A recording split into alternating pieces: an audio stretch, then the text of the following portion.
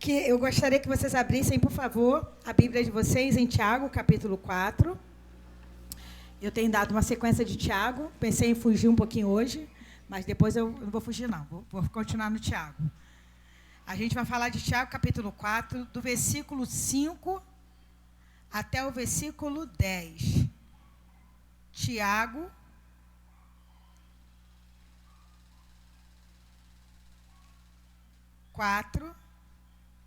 do versículo 5 ao versículo 10.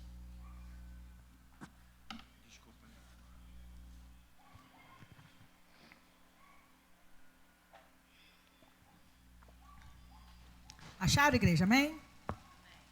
Olha o que diz a palavra. Eu vou ler do 1 para a gente, só para a gente entrar no... Vou ler do 1 em diante, até o 10, só para a gente não pegar pela metade. Que eu já preguei do primeiro versículo até o 4, mas eu vou seguir. Mas eu vou ler do primeiro. Vamos lá. Resistir às paixões. De onde vêm as guerras e pelejas entre vós? Porventura não vem disto a saber dos vossos deleites que nos vossos membros guerreiam? Cobiçais e nada tendes, matais e sois invejosos e nada podeis alcançar, combateis e guerreais e nada tendes, porque não pedis. Pedis e não recebeis, porque pedis mal para o gastardes em vossos deleites. Adúlteros e adúlteras, não sabeis vós que a amizade do mundo é inimizade contra Deus? Portanto, qualquer que quiser ser amigo do mundo, constitui-se inimigo de Deus. Aí eu vou partir daí que eu vou começar a falar hoje. Ou cuidai vós, que em vão diz a Escritura, o Espírito que em nós habita tem ciúme? Antes, ele dá maior graça. Portanto, diz, Deus resiste aos soberbos, mas dá graças aos humildes. Sujeitai-vos, pois, a Deus, resisti ao diabo, e ele fugirá de vós. Chegai-vos a Deus, e ele se chegará a vós. Limpai as mãos, pecadores, e vós de duplo ânimo, purificai os corações. Senti as vossas misérias, lamentai e chorai. Converta-se o vosso riso em pranto, e o vosso gozo em alegria. Humilhai-vos perante o Senhor, e Ele vos exaltará. Eu queria que vocês destacassem comigo, a partir do versículo 7 até o versículo 10, os verbos. O primeiro verbo, sujeição, sujeitai. O segundo verbo, resistir, resistência. O terceiro verbo, chegar, chegai-vos. O quarto verbo, limpar.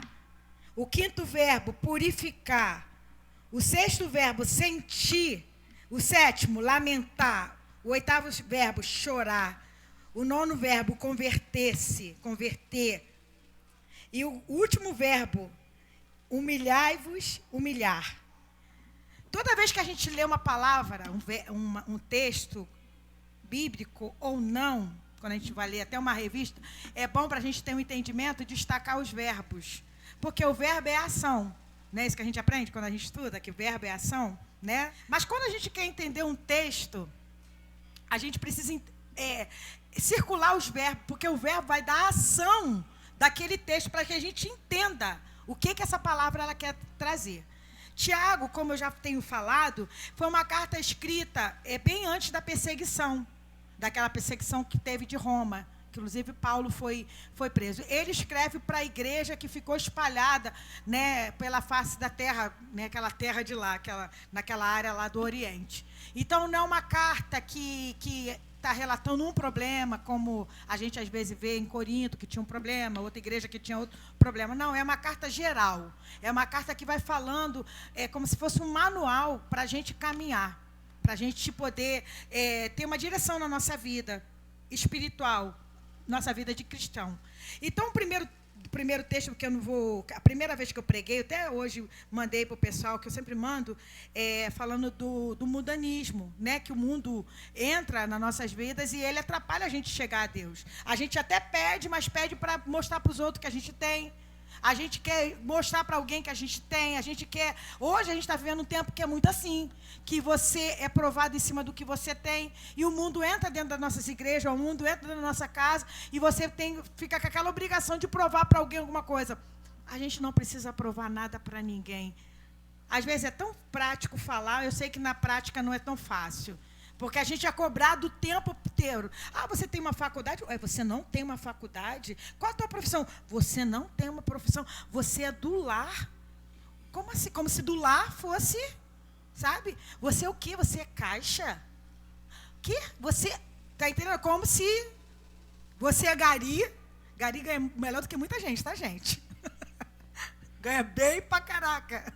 Meu padrasto é gari, ganha bem, tem aquelas insalubridades lá. Você é gari, você é isso. As pessoas, elas querem medir a gente pelo que a gente faz ou o que a gente não faz. A primeira coisa que, quando alguém não me vê muito tempo, pergunta das crianças. Como que estão as crianças? Paulinho faz o quê? Paulinho trabalha em quê? Aí eu falo, Paulinho é Uber. Uber? Uber. Tá entendendo? E Rafael? Rafael é um estudante, é do lar. Do lar. Eu falei, ele tá... Porque as pessoas, elas cobram isso, já viu? Tua filha é o quê, Sarah? Minha filha está estudando para ser enfermeira, já está terminando, já está fazendo estágio. Sério, enfermeira? Que lindo, que profissão maravilhosa. E dá para ganhar bem a beça, porque entra para o hospital, faz isso, não é assim? E o Everton? Everton vai entrar, ele quer... É do lar, entendeu? Ele está estudando para ser militar. É militar? Ih, menina, militar está difícil. Tanta gente sobra. Já viu que a vida que é assim? É assim. E se a gente for guiado por isso, a gente fica se sentindo menosprezado. A gente fica se sentindo nada. Então, quando o Tiago escreve, ele fala assim, da onde que vem as guerras que vocês passam? Exatamente disso, porque você quer provar para os outros aquilo que você não é, aquilo que você não tem. Eu tenho que provar alguma coisa para alguém. Você não tem que provar nada para ninguém. Eu não tenho que provar nada para ninguém. Se você não tem segundo grau, se você não tem nem a primeira série, se você é semi-analfabeto, graças a Deus hoje no Brasil, dificilmente você encontra alguém que seja analfabeto. Mas eu me lembro da minha mãe, que quando eu era mais nova, minha mãe não ia na minha igreja, que eu era da presbiteriana, porque lá lia muita Bíblia, ela tinha vergonha, porque ela era analfabeta. Então ela não ia, ela tinha vergonha. E as pessoas acabam, de certa forma, pega a Bíblia assim, mostra para a pessoa. A pessoa não... Tem gente que ainda disfarça, não, eu estou sem óculos. Mas às vezes é porque não tem sem óculos. Mas tem gente que se sente menor por isso. Mas será que no reino de Deus é assim? Será que no reino de Deus você é testado assim? Pelo teu grau de escolaridade, pela tua faculdade, pelo teu salário, sendo ele muito pouco? O reino de Deus é muito diferente. O reino de Deus, em cima desses verbos que eu vou falar, que eu não vou pregar sobre o versículo 5, eu estava até conversando com o Dudu, porque tem uma questão que eu preciso estudar um pouquinho mais para falar sobre o versículo 5 e o versículo 6. Eu vou entrar no versículo 7 que fala sujeitar. Sujeitar. A gente está vivendo tempo, inclusive o pastor, eu acredito que ele vai falar sobre feminismo, quando ele falar das mulheres, porque hoje a gente está sendo atacado por tudo. O mundo, ele quer tirar o lugar da mãe, ele quer tirar o lugar do lar, como a gente estava falando aqui, e quer botar uma super Mulher Maravilha, né? Uma Mulher Maravilha que é empreendedora, que é empoderada, que é super ativar, mas que não cuida nada da tua casa, que os filhos estão perdidos, que está tudo aí, que faz tudo pela metade, porque quem faz um monte de coisa ao mesmo tempo faz tudo pela metade. Verdade ou mentira? Se você pegar uma louça para lavar, uma roupa para lavar, tudo ao mesmo tempo, você vai fazer pela metade. A não ser que você tenha uma máquina de lavar a louça, você bota as coisas lá, depois vai na máquina de lavar a roupa e bota. Mas nem sempre é assim. Aí o primeiro verbo que ele usa aqui é sujeição. Só que essa palavra sujeição, se você for lá no começo, lá em Gênesis, quando a mulher pecou, o homem e a mulher pecou, o Senhor falou para a mulher assim, olha, você será sujeita ao teu marido, porque você pecou. Então, essa palavra sujeição tomou uma conotação ruim. Vocês estão entendendo? Você vai ser sujeita ao teu marido e ele vai te dominar. Não vou entrar nesse método. Tu se prepara, cotoveleira, né? Se prepara, nego. O negócio vai ser capacete da salvação, coraça da justiça, escudo da fé. Bota aí que o negócio vai ser... Você está entendendo? E ele te dominará. A gente pega isso, porque isso é a maldição do pecado. Deus não fez assim Quando Deus criou homem e mulher, não criou o homem para ser maior do que a mulher, nem criou a mulher para ser maior do que o homem, criou os dois para serem juntos, idôneos, caminharem juntos, mas o que o pecado fez? O pecado fez que um sobrepujasse sobre o outro. E essa luta que a gente veio do feminismo, do feminicídio e para querer provar alguma coisa. Mas não é sobre isso que eu quero falar. Eu só quero falar que primeira coisa que a gente precisa fazer é que ele fala aqui, sujeitar. Sujeitar a quem? A Deus. Quando eu entendo que eu me sujeito a Deus, quando eu entendo que Deus é o meu Deus, o Todo-Poderoso, aquele que guia a minha vida, eu não vou ter dificuldade de me sujeitar às outras pessoas. Amém, igreja? Vocês estão entendendo? Quando eu entendo que Deus é Deus, que Ele é poderoso, soberano sobre todas as coisas, e Ele tem o melhor para mim, eu entendo que, por mais que eu tenha uma visão, a visão dele é maior, porque Ele não está vendo só aqui, Ele está vendo futuro, já viu passado, presente, está tudo diante dele, eu me sujeito a Ele. E eu tenho mais facilidade de me sujeitar a quem quer que for, mesmo que seja pesado. Porque existem pessoas hoje que não param no emprego, porque não se sujeitam ao patrão. Não é verdade? Né, Marlete? A gente estava conversando sobre isso. Aí tem dificuldade de receber ordem. Tem dificuldade de receber comando. Ah, não, porque eu tenho um espírito empreendedor. Só que você sendo empregador, você também vai precisar se sujeitar aos seus funcionários, aos fornecedores, aos clientes. Porque o teu cliente vira teu patrão. E o cliente vai chegar para você e falar assim, não gostei. Aí você vai fazer o quê? Não vai se sujeitar a ele? Vai bater nele, não é verdade? Você está entendendo? A primeira coisa que ele fala assim, sujeitai-vos a Deus. Sujeição, rendição, render à vontade do Pai. Aí ele vai para a segunda parte que a gente ama. Resistir ao diabo e ele fugirá de vós. Não tem como a gente ter resistência ao diabo se eu não me sujeito a Deus. Quem é maior, gente? Deus ou diabo? Quem é maior? Deus ou diabo? Então, se eu me sujeito a Deus, quem é o diabo? Perto de Deus. Ninguém. Mas quem é o diabo perto de mim? Forte, não é verdade? O diabo é forte, perto de mim. Mas perto de Deus, ninguém. Por isso que ele está falando isso. Vocês precisam o quê? Se sujeitem a mim. Fique tipo escondido em mim. Deixa que eu guerreie as guerras de vocês. Deixa que eu vou na frente. Deixa que eu ajudo. Eu estou vendo o que vocês não estão vendo. Deixa eu ir na frente. Porque a resistência ao diabo vai ser muito mais fácil. Porque Deus vai dar o caminho. Deus vai dar aquele, sabe aquele sinal verde, aquele estalar que você fala assim, está muito estranho isso. Não sei se vocês já sentiram isso em relação a algumas coisas. Tem oferta, tem a situação que você fala assim, quando a esmola é grande, né? Até um santo desconfia, não é isso? Que você vê uma situação e fala assim, cara, isso está muito essa bandeja está muito cheia. Por quê? Quem te dá isso? Quem te dá essa consciência? O Senhor. Quando você se sujeita a Deus, resistir ao diabo se torna mais fácil. Quando você se sujeita a Deus, você vê uma situação, você resiste. Mas, pastora, existem situações que eu caí. Não existe, a gente não passa por situações assim, mesmo se sujeitando a Deus, quando vem a tentação, quando vem, a gente não consegue resistir. Aí ele vai falando, olha o que ele fala. Chegai-vos a Deus. Versículo 8. Deixa eu botar aqui. Chegai-vos a Deus, e Ele se chegará a vós. Outra coisa que precisa acontecer. Se chegar a Deus, o que é esse chegar a Deus? É sujeição, resistência ao diabo, chegar a Deus. O que significa chegar a Deus? É você entender que sozinho você não pode fazer nada. Jesus, quando estava com seus discípulos, ele chegou para os seus discípulos e ele começa a falar sobre uma plantação. Ele começa a falar de uma videira e ele começa a falar dos ramos da videira. Está em João 15.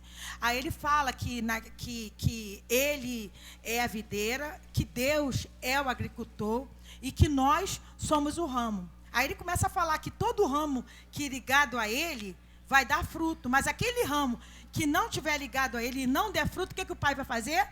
Vai cortar. Para quê?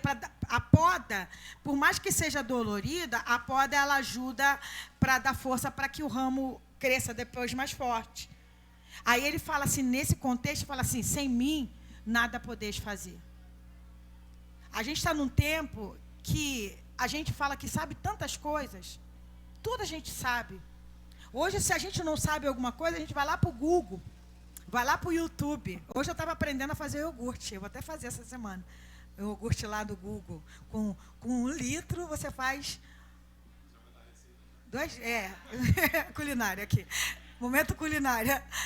Você consegue fazer lá, com 1 litro de leite, você faz 1 litro de iogurte, bem gostoso, você pode botar o sabor que você quiser. Com aquele potinho assim, daquele iogurte Nestlé natural. Né? Você aprendeu a fazer sabão, né, Marlete? No YouTube, né? Aprende a fazer sabão. Aprende a fazer iogurte. Tá rindo? Eu vou chegar, calma que eu vou chegar, estou desenvolvendo. A gente aprende tudo. Já viu quando a gente aprende tanto que a gente se acha autossuficiente? Se eu chegar para você assim, sabe fazer? Eu já sei fazer. Eu já sei como é. Não precisa me ensinar, não. Eu já sei como faz um arroz. Eu já sei como faz isso. Eu já sei como que bota uma trancinha no cabelo. Mas mesmo a gente sabendo fazer o que a gente sabe fazer, o que Deus ele quer de verdade é que a gente dependa dele o tempo todo. Que seja botando uma trancinha, seja fazendo um sabão, seja fazendo um iogurte, seja fazendo um arroz, seja fazendo sei lá o quê. Mesmo você sabendo fazer, é tão gostoso quando você coloca diante do Senhor e fala, Deus, me ensina. Deus, eu sei fazer, mas me dá o caminho. Isso é chegar-se a Deus, gente. É não ser autossuficiente. Mas o que o mundo tem pregado para a gente? Seja autossuficiente. Quem aprende, não depende. Eu aprendo isso lá nas minhas aulas de costura. Quem aprende, não depende. Mas diante do Senhor, a gente nunca aprende. A gente sempre vai depender. Depender de quem? Depender dele. Depender de quem? Depender dos outros. A gente depende um do outro. Por mais que pareça que não, um corpo bem ajustado, como foi pregado aqui no domingo, amor, que você pregou?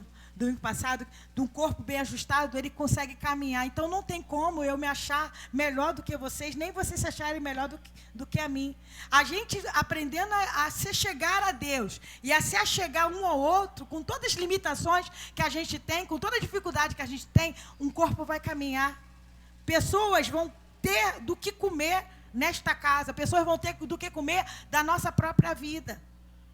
Por isso que ele fala, chegai-vos a Deus e ele se chegará a vós. Mas, pastora, Deus não está aqui?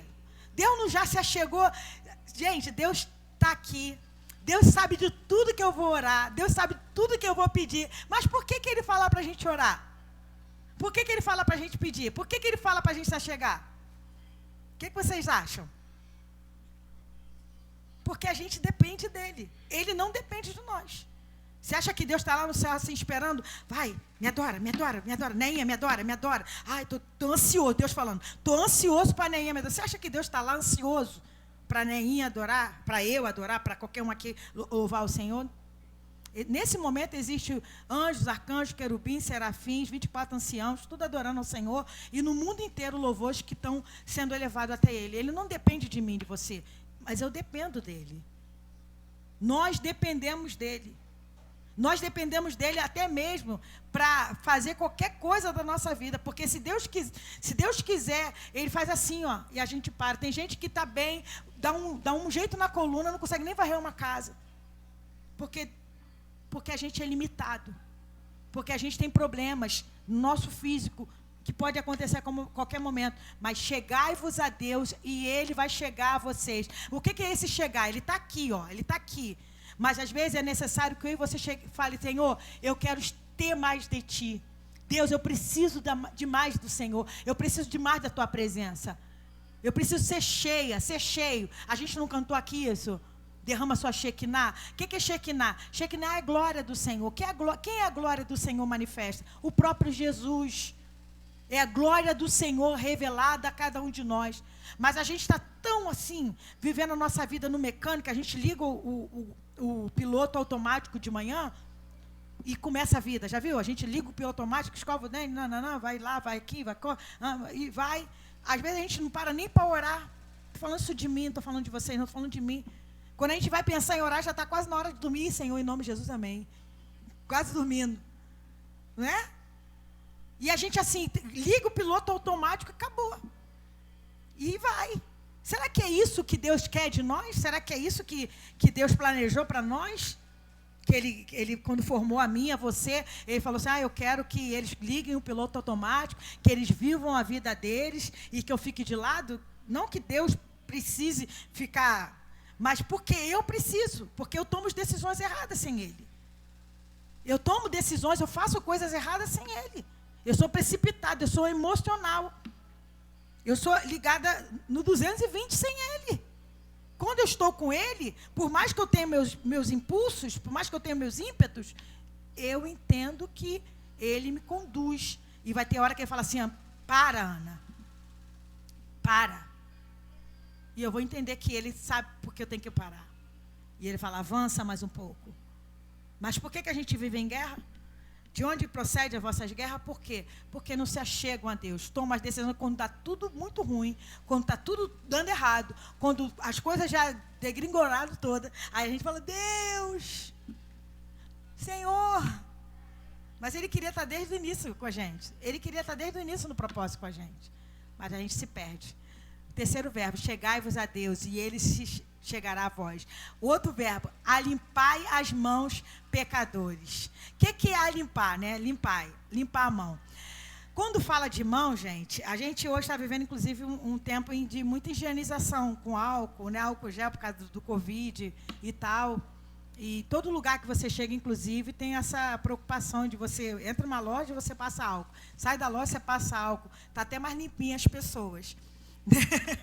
Eu acho, porque você vai na rua, né? Aí fica, você passa, eu entro nas lojas às vezes para passar tem que tomar banho, né? Tá até mais limpinho, mas ele não está falando dessa mão aqui.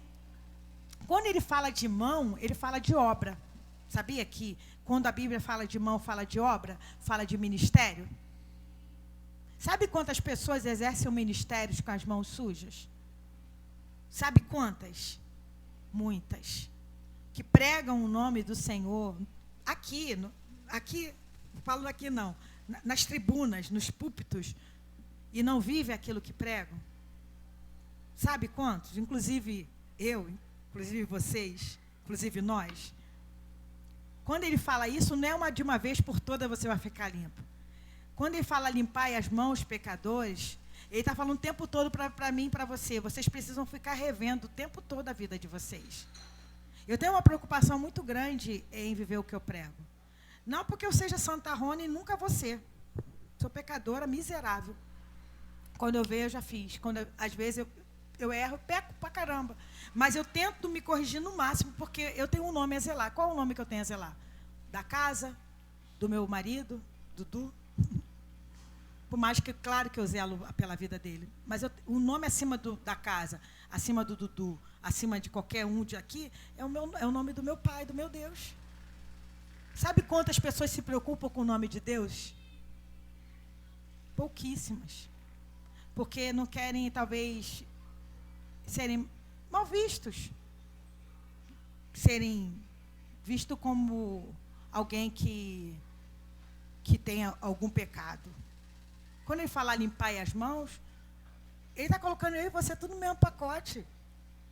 Não tem aqui ninguém que é santo, não, gente, pelo amor. Vocês estão entendendo? Pastora, mas eu não bebo, eu não fumo, eu não... Você acha que pecado é só beber e fumar?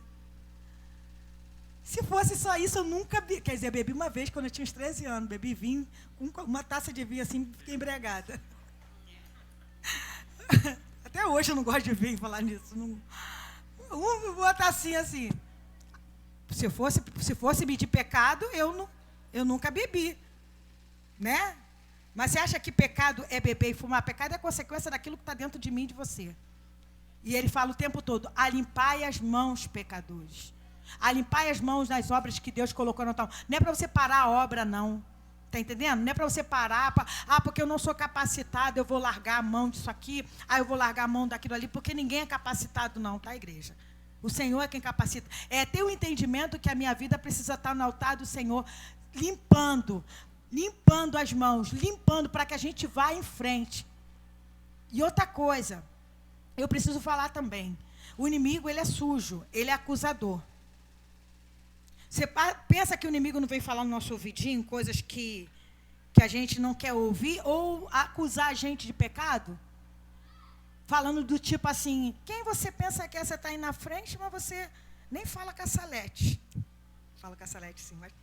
Você está aí mostrando que é bonitona, mas é toda errada, nem fala com a Júlia. Você pensa que o diabo não é assim, gente?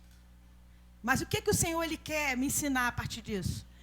Vou lá, me entendo com a Júlia, me entendo com a Salete, resolvo a minha vida e continuo a obra em nome de Jesus. O inimigo ele não pode pegar naquilo que muitas vezes nos enfraquece, nos quer fazer voltar atrás. Porque é isso que ele quer. Ele é derrotado. Para Satanás não tem salvação, não adianta nem orar. Não adianta nem orar para Satanás se converter, não tem. Ele quer levar um maior número de pessoas com ele. E sabe o que acontece mais hoje? Pessoas dentro da casa de Deus, dentro da igreja, perdidas, porque não conseguem receber nem mesmo o amor do Pai. Acha que Deus não perdoa. Deus limpa as mãos. Deus limpa os corações. Outra coisa que ele fala ali, voz de duplo ânimo, purificai o coração. O que é duplo ânimo? Lá no original que eu estava ouvindo uma palavra, ele estava falando que esse duplo ânimo é como se fosse uma pessoa bipolar. Quem esteve com pessoas bipolares? É difícil, né? Eu já tive com pessoas assim, é muito complicado, porque você não sabe como que a pessoa vai agir e reagir. Quando ele fala de duplo ânimo, ele está falando de pessoas bipolares espirituais. Um dia a pessoa é muito crente, outro dia a pessoa é totalmente mundana. Estou falando sério. Um dia a pessoa é do poder, outro dia a pessoa é do capeta. É pesado, pastora? Não é pesado, não. Eu estava ouvindo um pastor falando, eu posso falar aqui porque um pastor falando que ele é de uma igreja, e um pastor de uma outra igreja orientou as ovelhas dele ir lá conversar com ele a respeito de uma ovelha dele. Deu para entender? Um pastor que tem uma ovelha e tem 2 ovelhas de uma outra igreja.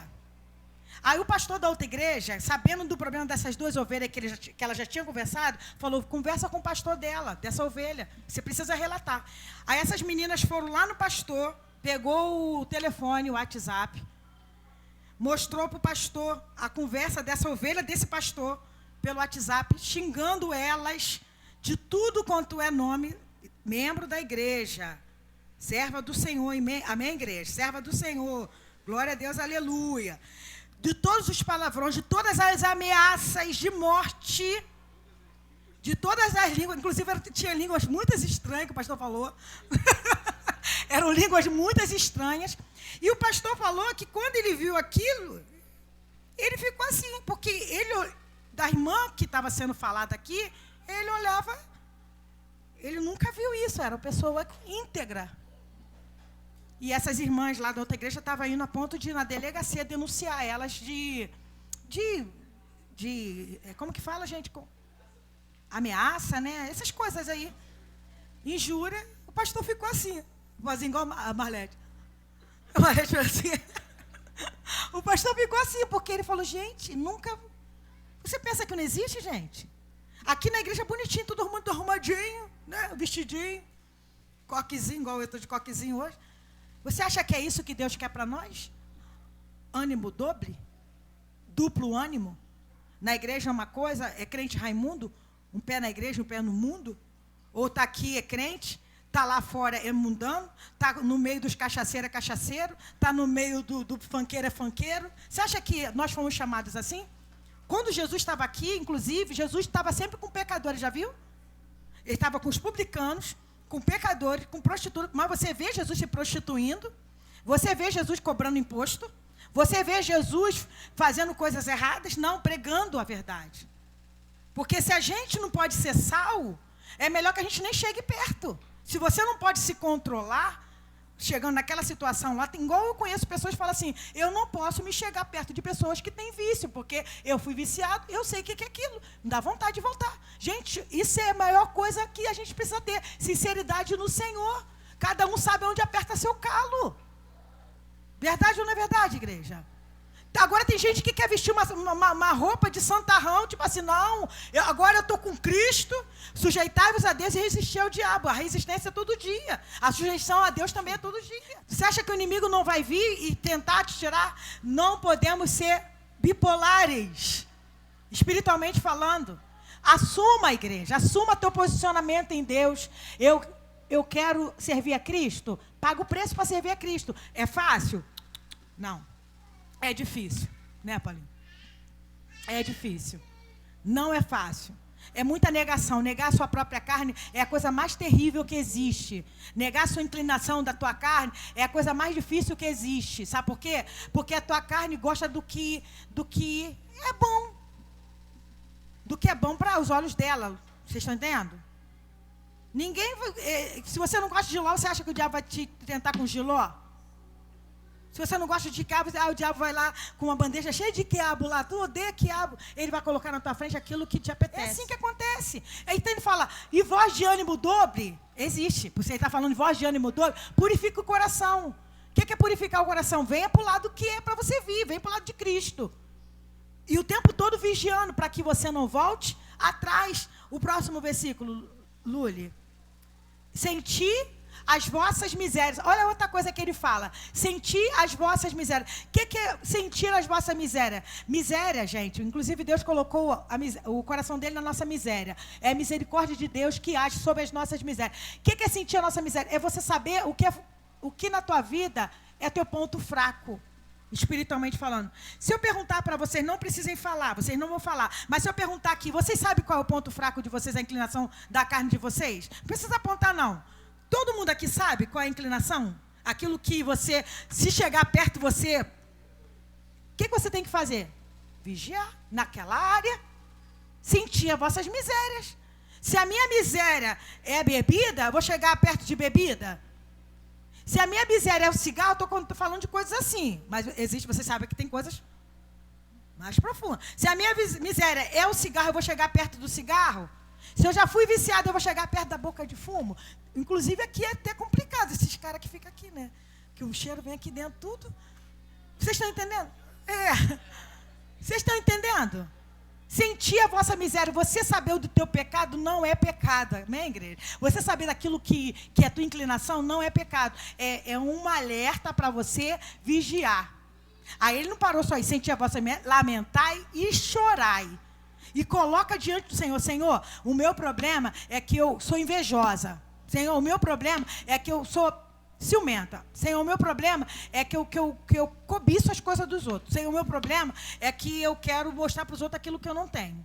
Meu problema é que eu gasto o cartão mais do que eu posso gastar. Senhor, o meu problema é que eu minto demais. Senhor, o meu problema é que eu faço fofoca demais. Não é verdade? Quem não faz? Quem não mente? Quem não inveja? Quem não cobiça? Quem não gasta mais do que pode pagar? Você acha que ficar devendo ao banco é certo? Acha que, não, o banco está rico, nessa filosofia que a gente fala, o banco está rico, prefiro ficar devendo ao banco. É tão pecado quanto dever qualquer coisa. O banco é o agiota legalizado. É o agiota legalizado. Mas eu não devo ao agiota, não deve ao banco? Vou pagar. Vocês estão entendendo, igreja? É sentir as vossas misérias, lamentar e chorar. Mas eu caí. O que eu faço, pastora? Eu coloco minha vida diante do Senhor. Eu sinto as minhas misérias e peço ao Senhor ajuda. Eu peço ao Senhor, falo, Senhor, me ajuda. Eu não quero mais cometer esse pecado. Senhor, eu não quero mais ficar nessa situação. Eu não quero mais ficar nessa situação que me tira a paz. Gente, existem coisas que nos tiram a paz. Existem coisas que quando você e eu vamos deitar, nós não temos paz. Por quê? Se você for procurar saber quem inventou moda, foi Deus que botou aquilo ali na tua vida? Muitas vezes fomos nós mesmos. De onde vêm as vossas guerras? Dos vossos próprios deleites, daquilo que você quer satisfazer.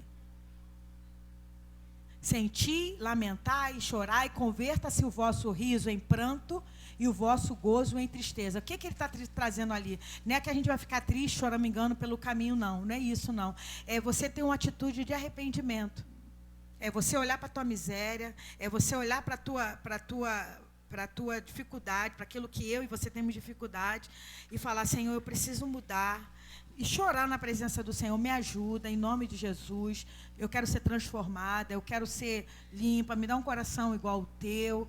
E naquele momento de súplica diante do Senhor, às vezes até choro a gente tem, porque a gente quer mudar. Não é um choro falso, não é um choro provocado, não é um choro porque eu tenho que chorar. É aquela tristeza, segundo Deus, que traz arrependimento, que a palavra do Senhor fala, que a tristeza, segundo Deus, traz arrependimento. Mas a tristeza, segundo o mundo, traz morte. Eu prefiro a tristeza, segundo Deus, que traz arrependimento. Porque o arrependimento é mudança de mente e mudança de atitude. Eu quero essa mudança. E sabe quando que a gente vai estar pronto? Isso não é uma coisa, gente, que é no estalar de dedo. Isso não é uma coisa que é numa semana, um mês. É uma vida inteira. Sabe quantas vezes eu já li esse texto em Tiago? Eu sou convertida desde os meus 11 anos de idade. Desde os 13. Com 11 anos eu fui para a igreja. Com 13 anos eu me converti de verdade. Eu me lembro até hoje a palavra que pregaram de Ezequiel, que se colocou na brecha. E eu chorei igual criança, que eu era criança também, mas chorei igual criança, que eu me converti naquele dia. Eu já li essa palavra 1000 vezes, 300.000 vezes. E toda vez que eu leio, eu preciso ver minha miséria, lamentar e chorar. Eu estou muito melhor de quando eu comecei? Estou. Eu estou perfeita? Não. Quem está perfeito aqui? Nem Jorge Lucas é perfeito. Porque não tem, essa perfeição, ela não é alcançada aqui. A perfeição aqui é maturidade. Mas a gente vai sempre buscando estar diante do Senhor. E o último versículo que a gente vai ler, ele fala: humilhai-vos perante o Senhor e Ele vos exaltará. Essa questão toda que Tiago está trazendo aqui para a igreja, para nós, são caminhos, são passos de uma vida diária com Deus. De limpar o coração, de resistir ao diabo, de se sujeitar a Deus, de entender que Deus é maior, de entender que você, sem Ele, nada pode fazer. Você pode ter o estudo que for, você pode ter o dinheiro que for, você pode não ter dinheiro nenhum, você pode ter o emprego que for, nada substitui Deus. Pode ter a família que for, o marido que for, nada substitui Deus, nada, nada. Às vezes a gente olha assim, né?